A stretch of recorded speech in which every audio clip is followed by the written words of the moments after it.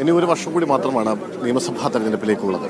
ആ കാലയളവിൽ എങ്ങനെ മൂന്നാം തവണയും LDF അധികാരത്തിലെത്താൻ കഴിയുമെന്നതിൻ്റെ ഒരു മെറ്റീരിയൽ ഉണ്ടാക്കിയെടുക്കുകയാണ് സ്വാഭാവികമായും ഈ സംസ്ഥാന സമ്മേളനത്തിലെ പ്രധാന അജണ്ട എന്ന് തന്നെ പറയാം. മറ്റു വിഷയങ്ങളെക്കാൾ ഉപരി പ്രധാനമായും ഈ വിഷയം തന്നെയായിരിക്കും ചർച്ച ചെയ്യുക. അതിനൊപ്പം തന്നെ മറ്റു ചില കാര്യങ്ങളുണ്ട്. അത് കഴിഞ്ഞ ലോക്സഭാ തെരഞ്ഞെടുപ്പിലുണ്ടായ കനത്ത തിരിച്ചടി അടക്കമുള്ള വിഷയങ്ങളാണ്.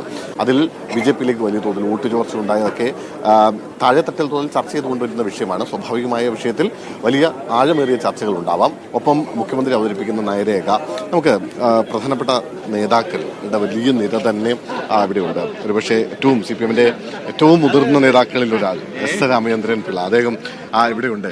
സഖാവേ, എന്തായി കൊല്ലം സമ്മേളനത്തെ എങ്ങനെയാണ് നമ്മൾ അതിൻ്റെ ഒരു രാഷ്ട്രീയ പ്രസക്തി? ഇവിടെ ചർച്ച ചെയ്യുന്ന ഒരു പ്രധാനപ്പെട്ട വിഷയം ആധുനിക ലോക നിലവാരത്തിലേക്ക് കേരളത്തിനെ സാമ്പത്തികമായും സാമൂഹ്യമായും സാംസ്കാരികമായും എങ്ങനെ വളർത്തണം എന്നതിനെ സംബന്ധിച്ചിടത്തോളമുള്ള കാഴ്ചപ്പാട് ആവിഷ്കരിക്കാനുള്ള ചർച്ചയും തീരുമാനവുമാണ് എടുക്കുന്നത്. കഴിഞ്ഞ സംസ്ഥാന സമ്മേളനം തന്നെ ആധുനിക കേരളം സംബന്ധിച്ചുള്ള ഒരു കാഴ്ചപ്പാട് അംഗീകരിക്കുകയുണ്ടായി. ആ കഴിഞ്ഞ 3 കൊല്ലക്കാലത്തെ അനുഭവങ്ങളും ലോക അനുഭവങ്ങളുടെയും അടിസ്ഥാനത്തിൽ ഇതിനകത്ത് എന്തെല്ലാം പുതുമകൾ ചേർക്കണം എന്നതിനെപ്പറ്റി ചർച്ച ചെയ്ത് തീരുമാനിക്കുന്നു. ഈ പ്രായപരിധി മാനദണ്ഡം, അതിൽ ഇളവ് നൽകാനുള്ള ചില തീരുമാനങ്ങൾ, അത്തരം കാര്യങ്ങൾ. പ്രായപരിധി വളരെ നേരത്തെ ഇതിനെ സംബന്ധിച്ചിടത്തോളം ചർച്ച ചെയ്ത് തീരുമാനിച്ചതാണ്. പുതിയ തലമുറയെ പാർട്ടിയിലേക്ക് എങ്ങനെ കൊണ്ടുവരാനാവും, ആ നിലയിൽ പ്രായം വെച്ചിട്ട് പുതിയ തലമുറയെ കൂടെ കൊണ്ടുവരിക. പ്രായപരിധി കഴിഞ്ഞിട്ടുള്ള ആളുകളെ ഒഴിവാക്കി കംപ്ലീറ്റായിട്ട് അവരെ ഒഴിവാക്കലല്ല, അവരുടെ അനുഭവങ്ങളെയും സേവനങ്ങളെയും എങ്ങനെ പ്രയോജനപ്പെടുത്താനാവും അതിനാവശ്യമായ സംവിധാനവും പാർട്ടി ഒരുക്കിയിട്ടുണ്ട്. ഇതൊരു പ്രശ്നമേ അല്ല പാർട്ടിയുടെ മുന്നിൽ. പക്ഷെ മുഖ്യമന്ത്രിക്ക് അതിൽ ഇളവ് നൽകാനൊരു തീരുമാനം അങ്ങനെയല്ല, അത് തീരുമാനിക്കും.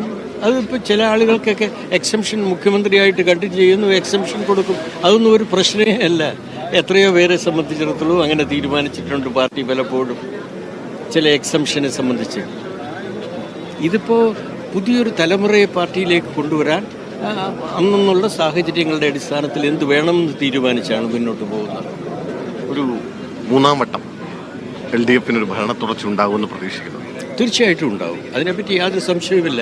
അതിൻ്റെ കൂടെ വെളിച്ചത്തിലാണ് ഇപ്പോൾ ഈ വിഷയത്തെ സംബന്ധിച്ച് ചർച്ച ചെയ്യുന്നത്. വരുംകാല കേരളത്തിൻ്റെ വികസനത്തിന് ലോക അനുഭവങ്ങളെ എങ്ങനെ ഉപയോഗപ്പെടുത്താമെന്നതാണ്. ഓക്കെ, തീർച്ചയായും CPM രാഷ്ട്രീയത്തെ സംബന്ധിച്ച് വളരെ നിർണായകമായ പ്രധാനപ്പെട്ട ഒരു സമ്മേളനം ആയിരിക്കും കൊല്ലം സമ്മേളനം എന്ന് തന്നെയാണ് അദ്ദേഹം SRP പറയുന്നത്. നമുക്ക് EP ജയരാജനടക്കമുള്ള നേതാക്കളുണ്ട് ഇവിടെ, അവരിലേക്ക് പോകാം. ഏതാനും സമയത്തിനുള്ളിൽ EP പ്രതികരണത്തിലേക്ക് പോകാമെന്നാണ് ഞാൻ കരുതുന്നത്. പക്ഷേ അതിനൊക്കെ അപ്പുറത്തേക്ക് ഞാൻ മുമ്പ് സൂചിപ്പിച്ചതുപോലെ മൂന്നാമത് വീണ്ടും LDF സർക്കാർ ഒരു ഭരണ തുടർച്ച ഉണ്ടാവാനുള്ളൊരു സാധ്യതയുണ്ട്, അതിനുള്ളൊരു അന്തരീക്ഷമുണ്ട് എന്ന് പൊതുവായൊരു വിലയിരുത്തൽ CPMനെ സംബന്ധിച്ചുണ്ട്.